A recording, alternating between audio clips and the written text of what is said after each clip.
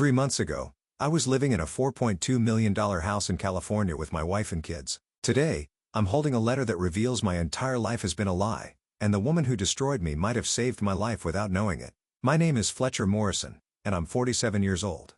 Until recently, I was a commercial insurance adjuster in Pasadena, the kind of guy who spent his days evaluating other people's disasters and helping them rebuild. I had what everyone would call the American dream. A beautiful wife named Cordelia, who I'd been married to for 18 years.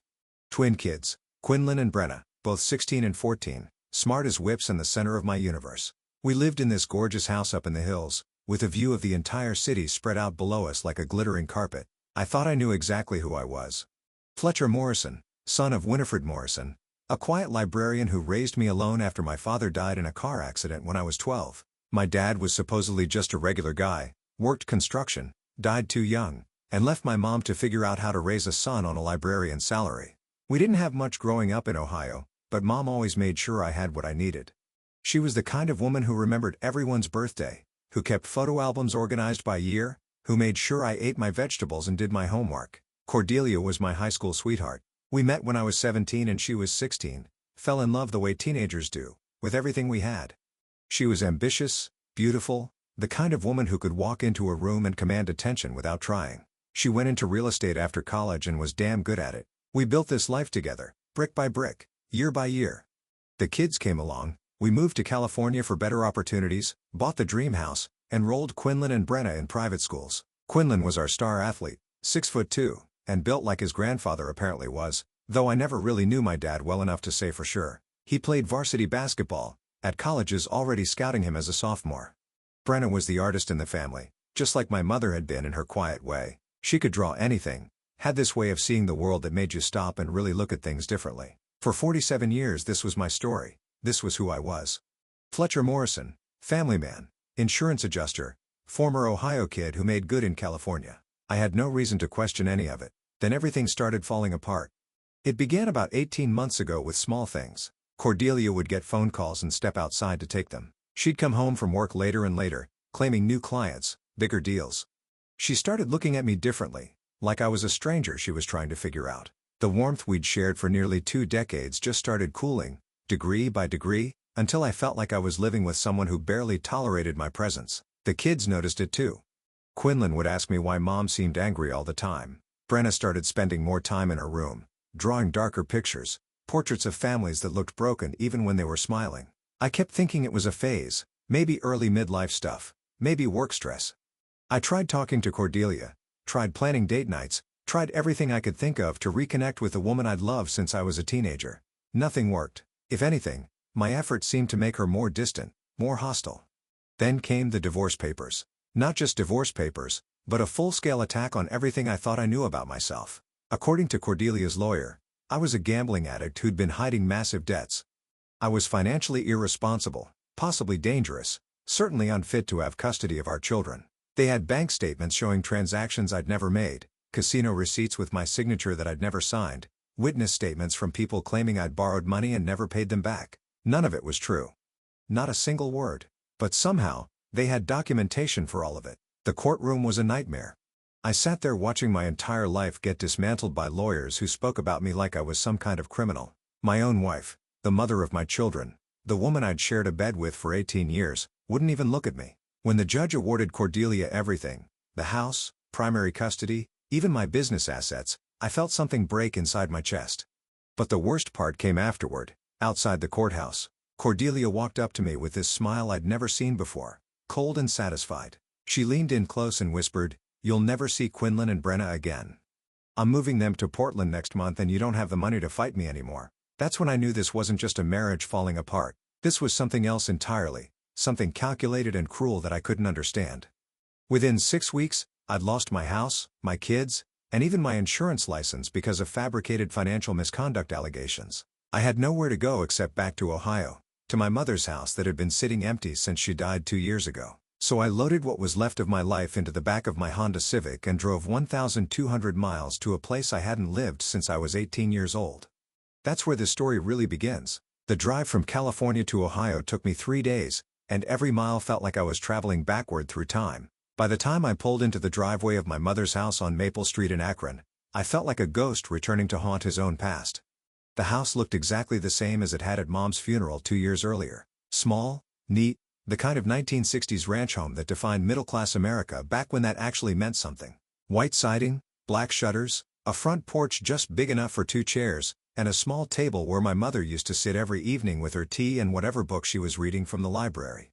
I sat in the car for a long time before I could bring myself to go inside. This was supposed to be temporary, just a place to regroup while I figured out how to get my life back. But sitting there looking at that modest little house, I couldn't help but think about how far I'd fallen.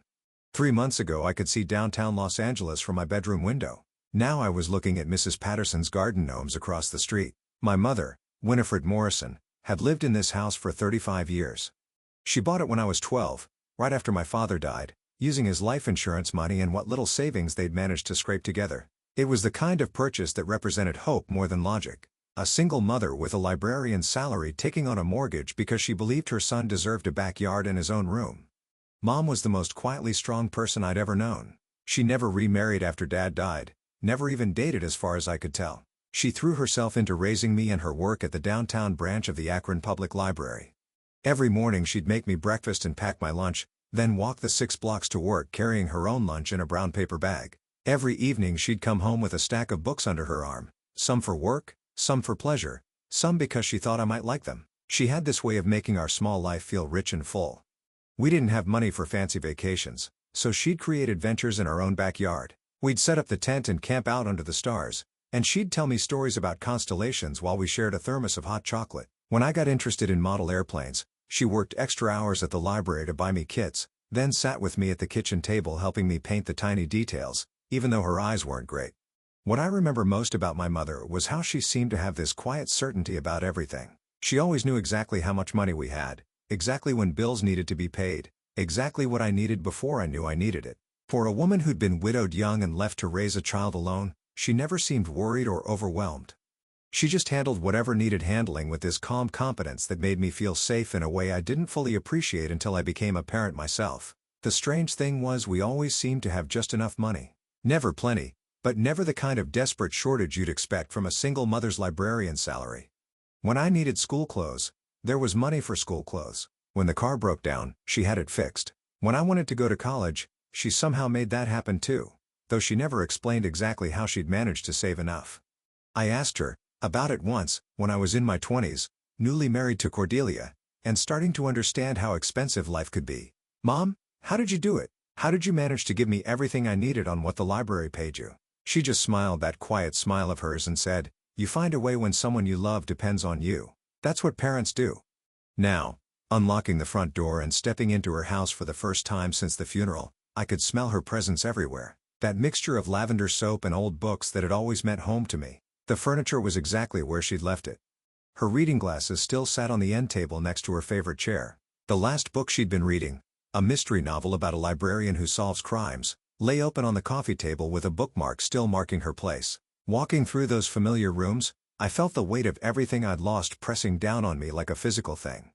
My kids were 1,000 miles away, probably being told terrible things about their father. My wife had become a stranger who seemed to hate me with an intensity I couldn't understand. My career was destroyed, my reputation in ruins, my bank account empty. But standing in my mother's living room, surrounded by her books and her photographs and the quiet dignity of the life she'd built for us, I made a decision. This house was the one thing Cordelia's lawyers couldn't take from me. It was mine now, free and clear. A gift from a woman who'd spent her entire adult life making sure I had something solid to stand on. I'd renovate it, sell it, and use every penny to fight for my children. It seemed like a good plan. I had no idea I was about to discover that my mother had left me something far more valuable than real estate. The divorce proceedings started 8 months after Cordelia first asked for some space to think. I should have seen it coming, but I was still believing we could work things out, still thinking this was about our marriage and not something much darker. I'll never forget the morning the papers were served. I was getting ready for work, same routine I'd had for 15 years, coffee, shower, kiss Cordelia goodbye even though she'd barely acknowledged me for months. The doorbell rang at 7:30, and there stood a process server with an envelope that would destroy everything I thought I knew about my life. The petition wasn't just asking for divorce, it was asking for everything. Full custody of Quinlan and Brenna, the house, my business assets, even my retirement accounts. But what made my blood run cold were the allegations. According to these documents, I was a compulsive gambler who'd been hiding massive debts from my family. They claimed I'd stolen money from client escrow accounts to feed my addiction. They painted me as financially reckless, emotionally unstable, and potentially dangerous to my own children.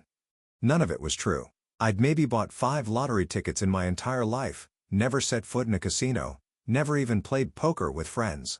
I'd built my insurance practice on trust and reliability. Every client account was clean, every penny accounted for. But somehow, Cordelia's attorney had documentation for all of it. When I confronted her that evening, she was packing boxes in our bedroom with mechanical efficiency. "Cordelia, what the hell is this?" I held up the divorce papers, my hands shaking. "Gambling addiction. Theft. You know none of this is true." She didn't even look up from folding her clothes. "I know what I know, Fletcher. The bank statements don't lie." "What bank statements? Show me these bank statements." That's when she finally turned to face me, and I saw something in her eyes I'd never seen before. Not anger, not hurt, but something cold and calculating that made her look like a complete stranger. "You're not the man I married," she said quietly. "Maybe you never were." The next 6 weeks were a blur of legal meetings, document reviews, and watching my life get dissected by strangers. Cordelia's lawyer, a sharp-dressed woman named Patricia Voss, presented evidence that should have been impossible to fake. Bank statements showing withdrawals I'd never made, casino receipts with my signature from places I'd never been, credit card charges for online gambling sites I'd never heard of. My own lawyer, a decent guy named Robert Chen, who I'd used for business contracts, kept shaking his head as we went through everything. "Fletcher, I've got to ask, is any of this real? Because if you've been hiding gambling debts, I need to know now, so we can work on damage control." "Rob, I swear on my children's lives I have never gambled anything more than a church raffle ticket. Someone is setting me up, and I don't understand how or why." But the evidence kept coming.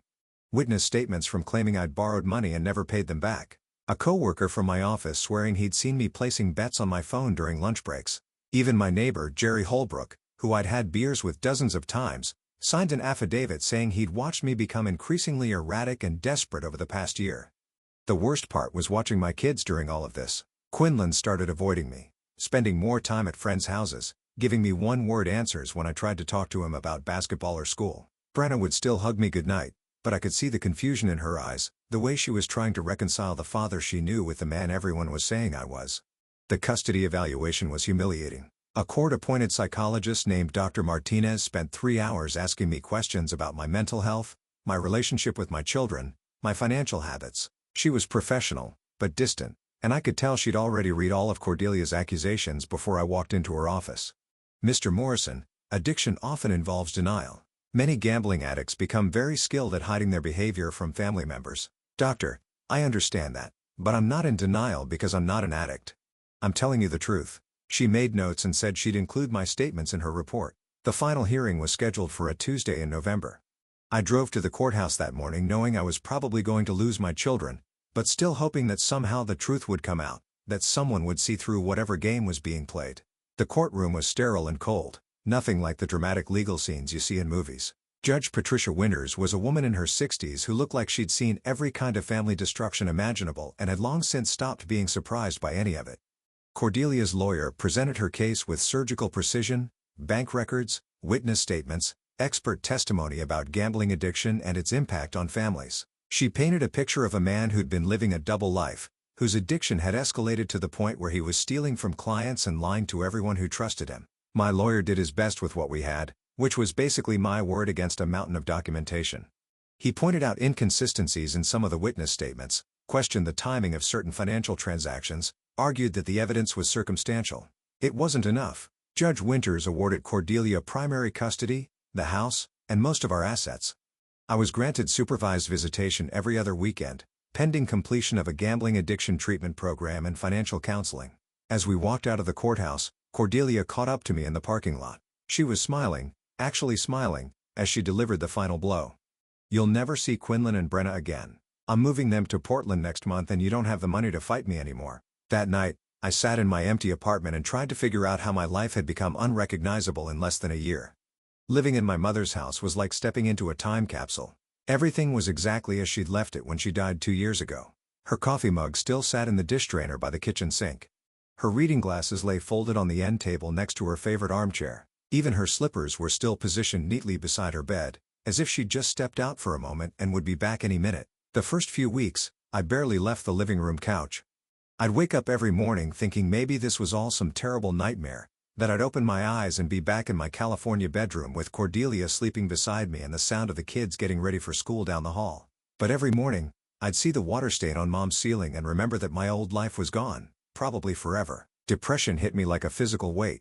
Some days, I couldn't even manage to shower or make coffee. I'd just lie there, staring at the ceiling, thinking about Quinlan and Brenna, wondering what Cordelia was telling them about why Daddy wasn't around anymore. Were they worried about me? Did they think I'd abandoned them?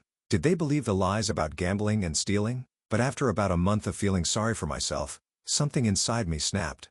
Maybe it was my mother's voice in my head, the way she used to tell me that problems don't solve themselves by wishing they'd go away. Maybe it was just basic survival instinct. Whatever it was, I realized that if I was going to have any chance of getting my children back, I needed money, and the only asset I had left was this house.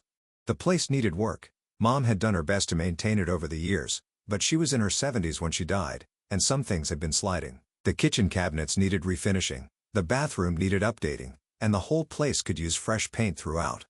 If I was going to sell it for enough money to fund a legal battle, I had to make it shine. I threw myself into the renovation work with desperate energy. I stripped wallpaper, sanded floors, painted every room. Working with my hands felt good after months of sitting in lawyers' offices feeling helpless. Every nail I hammered, every wall I painted, was a small act of fighting back against the people who tried to destroy me. The basement was the last area I tackled. Mom had used it mainly for storage, and it was packed with decades of accumulated stuff. Boxes of Christmas decorations, old photo albums, my school projects from elementary school that she'd saved for some reason. Going through her things was emotional, but also oddly comforting. It reminded me of who I really was, where I'd come from. The woman who'd raised me to be honest and hardworking and decent. That's when I noticed something strange about the furnace area. The basement had a corner where the old oil furnace sat, converted to gas sometime in the 1990s but never moved from its original position. But the concrete floor around it looked different than the rest of the basement.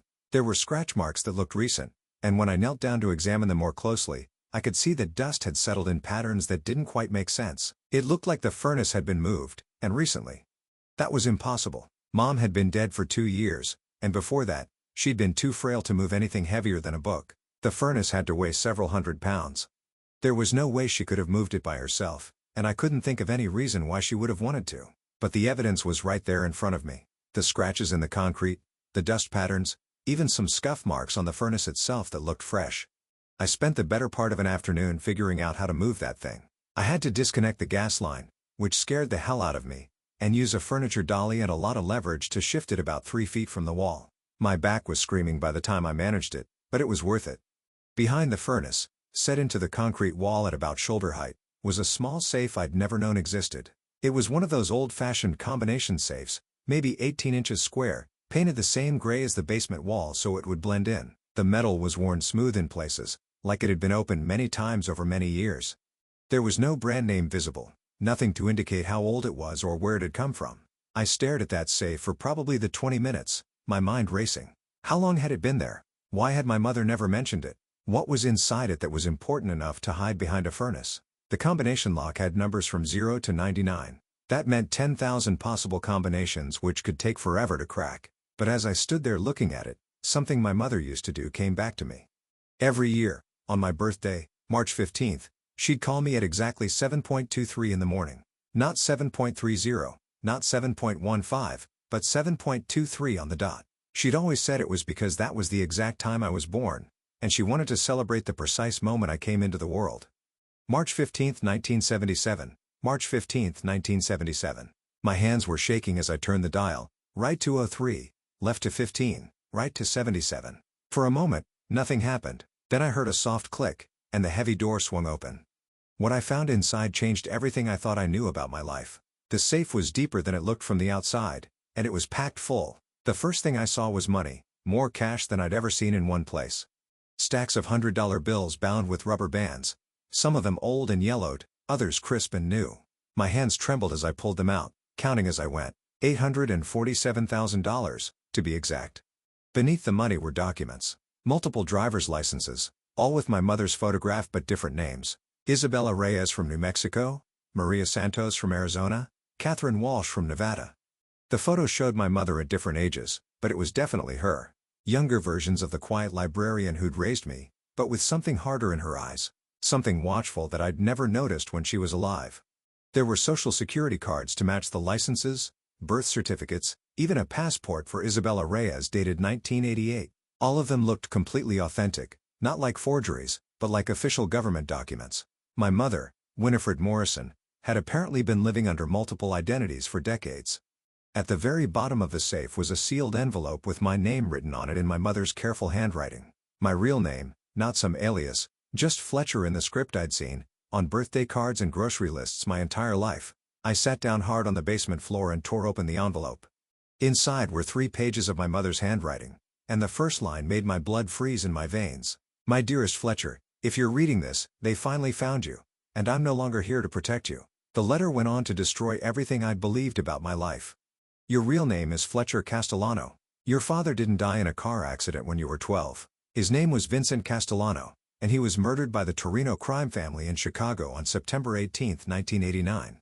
I witnessed his murder because I was supposed to die with him. Instead, I ran. I took you and I ran. And 3 months later, I testified against the men who killed your father in front of a federal grand jury. I had to stop reading for a moment. My hands were shaking so badly I could barely hold the paper. Vincent Castellano. Not Vincent Morrison, construction worker who died in a traffic accident, but Vincent Castellano who was murdered by the mob. And my mother hadn't just been a widow trying to make ends meet. She'd been a witness in a federal case. The letter continued. We entered the Witness Protection Program in January 1990. I became Winifred Morrison, you became Fletcher Morrison, and we moved to Akron, Ohio to start over. The government gave us new identities, a modest settlement to help us establish our new lives, and the promise that we'd be safe as long as we never contacted anyone from our old life or revealed who we really were. Everything started making sense. The way my mother always seemed to have just enough money despite her librarian's salary, her reluctance to talk about our life before Ohio, the way she'd taught me never to trust strangers too quickly, never to reveal too much personal information, always to be aware of my surroundings. I thought she was just being protective. She'd been keeping us alive.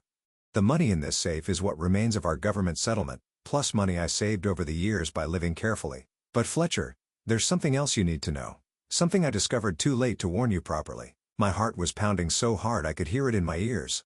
I hired private investigators to watch you in California starting 3 years ago, not because I didn't trust you, but because I'd heard rumors that people were asking questions about the Castellano family again. What they discovered broke my heart. Your wife Cordelia has been working with people who've been looking for us for decades. They found you first, and they used her to get close to you. The room started spinning around me. Cordelia, my high school sweetheart, the mother of my children, the woman I'd loved for 20 years, had been working with the people who killed my father. I don't know if she understood what she was really involved in, or if they manipulated her the same way they tried to manipulate you. But the divorce proceedings, the false evidence about gambling, all of it was designed to break you financially and emotionally, so you'd have nowhere to go except back to Ohio. They wanted to force you to come here, to the one place where they knew I might have left something that could lead them to other witnesses or evidence from the original case. I felt like I was going to throw up. Every terrible thing that had happened to me over the past year, losing my house, my kids, my reputation, all of it had been orchestrated by people who'd been hunting my family for over 30 years. But my mother hadn't just left me money and the truth. She'd left me a way to fight back. There's a phone number at the bottom of this letter. Call Marshal Theodore Vance with the U.S. Marshals Service. He's been waiting for this call since the day I died. Tell him you're Vincent Castellano's son, and tell him you're ready to finish what we started. The number was written in red ink, underlined 3 times. Below it, my mother had written one final message. I'm sorry I couldn't tell you the truth while I was alive. I wanted to give you a normal life, a chance to be happy without looking over your shoulder every day. But I always knew this day might come. You are stronger than you know, Fletcher. You come from a long line of people who don't back down from fights, even when the odds are against them. Your father would be proud of the man you've become. I know I am. Use the money wisely, get your children back, and remember that sometimes the worst thing that happens to you leads you exactly where you need to be. I sat on that basement floor for an hour, just staring at the letter and trying to process what it meant. My entire life had been a lie, but not the kind of lie that diminishes you. The kind of lie that protects you until you're strong enough to handle the truth. Then I picked up my phone and dialed Marshal Theodore Vance. Marshal Theodore Vance answered on the second ring, like he'd been sitting by his phone waiting for 35 years. Vance, Marshal Vance, this is Fletcher Morrison, but I think my real name is Fletcher Castellano. There was a long pause, then a deep breath. Son, I've been waiting for this call since your mother died. Where are you right now? I'm in my mother's house in Akron, sitting next to an open safe that she left for me. Don't touch anything else. Don't talk to anyone. And don't leave that house. I'll be there in 4 hours. Marshall Vance turned out to be a tall, gray-haired man in his early 60s who looked like he'd seen every kind of human evil imaginable and had never quite gotten used to it. He arrived with 2 other federal agents and spent 6 hours going through everything my mother had left behind, photographing documents, cataloging evidence, and asking me questions about my life in California. Your mother was one of the bravest people I ever worked with, he told me, as we sat at her kitchen table around midnight. She knew they'd eventually track down her son, so she prepared for this day. The money, the safe combination using your birthday, even hiring those private investigators to watch you in California. She wanted you to find all of this when you needed it most. The full scope of what had happened to me was even worse than I'd imagined. The Torino crime family had been systematically hunting down witnesses for my father's murder trial for decades. But they'd gotten smarter about it. Instead of just killing people, which brought too much federal attention, they'd learned to destroy lives more subtly. They'd find ways to compromise the people closest to their targets, then use those people to create chaos and financial ruin. They've been working on your case for at least 5 years, Marshall Vance explained. They found Cordelia through her real estate connections, people who knew the right kind of criminals. They probably approached her as potential clients first, legitimate business that slowly turned into something else. The investigators my mother had hired had been building their own case during this time, documenting everything. They had recordings of Cordelia meeting with people connected to the Torino organization. They had evidence of money changing hands, falsified documents being created, witnesses being paid to lie about me. The gambling addiction story, the fake bank statements, all of it was their work, Marshall Vance said. They've used the same playbook on 6 other witnesses over the past 15 years, create financial and legal chaos, destroy the person's credibility, then wait for them to run back to wherever they came from. But there was something the Torino family hadn't counted on. My mother's death from natural causes 2 years earlier had triggered certain protocols within the Marshal Service. They'd been quietly monitoring the situation, waiting to see if anyone would come looking for the safe house in Ohio. We've had surveillance on this neighborhood for 2 years, Marshall Vance admitted. We knew if they forced you to come back here, they'd eventually make their move. We've been documenting everyone who's shown unusual interest in this address. The most shocking revelation came the next morning. Cordelia had been arrested at her Portland hotel at 6 a.m., along with 3 men who'd been following her. She'd been cooperating with people she thought were private investigators helping her secure a better divorce settlement. She had no idea they were connected to organized crime until federal agents explained it to her in an interview room. She's agreed to testify, Marshall Vance told me over coffee. Turns out she's as much a victim in this as you are. They convinced her you were hiding gambling debts and other women. They showed her fake evidence, got her scared and angry, then offered to help her protect the kids and secure her financial future. The hardest phone call I ever made was to Quinlan and Brenna. They were staying with Cordelia's sister in Portland, confused and scared because their mother had been arrested and no one would tell them why. Dad? Quinlan's voice sounded small and young, nothing like the confident teenager I remembered. Hey buddy, I know this is all really confusing right now, but I need you to know that everything's going to be okay. Your mom and I both love you very much, and none of what's happened is anybody's fault. Are you really a gambling addict? Brenna asked when she got on the phone. Mom said you stole money and that's why we had to move. No, sweetheart, I never gambled and I never stole anything. Some very bad people lied about me to hurt our family, but the police caught them. We're going to be together again, very soon. It took 6 months to untangle everything legally. The evidence my mother's investigators had gathered, combined with Cordelia's testimony and the federal case against the Torino organization, was enough to clear my name completely. The fake gambling records were exposed as forgeries. The witnesses who'd lied about me recanted their statements. My insurance license was reinstated with an official apology from the state board. Cordelia and I will never get back what we had. Too much damage was done. Too many lies were told. Too much trust was broken. But we're working together now to help our kids understand what happened and why. She's in therapy dealing with the guilt of having been manipulated into destroying her own family. I'm in therapy learning how to trust people again. But we got our children back, and that's what matters most. The house in Ohio sold for enough money to buy a smaller place in California and fund college accounts for both kids. Quinlan's back on the basketball team, and his coach says several colleges are still interested despite the disruption to his junior year. Brenna's art has gotten more hopeful lately, more colorful. Though she still draws a lot of pictures of families that look like they've survived storms, I think about my mother every day, about the sacrifice she made to give me a normal childhood, about the courage it took to testify against murderers, and then spend 35 years looking over her shoulder. She saved my life twice, once when I was 12, and again when I was 47, and I never got the chance to thank her for either one. The Torino case is going to trial next year, and I'll be testifying just like my mother did all those years ago. This time, though, I won't be running afterward. This time, we're going to finish what she started. Sometimes the worst thing that happens to you leads you exactly where you need to be. My mother knew that, and she made sure that even from beyond the grave, she could still protect her son. If this story touched you in any way, please share it with someone who might need to hear it. Leave a comment below and tell me about a time someone in your family protected you in ways you didn't understand until later. And if you want to hear more stories about ordinary people facing extraordinary circumstances, subscribe to this channel and hit that notification bell. Thanks for listening, and remember that sometimes the people who love us most are the ones fighting battles we never see.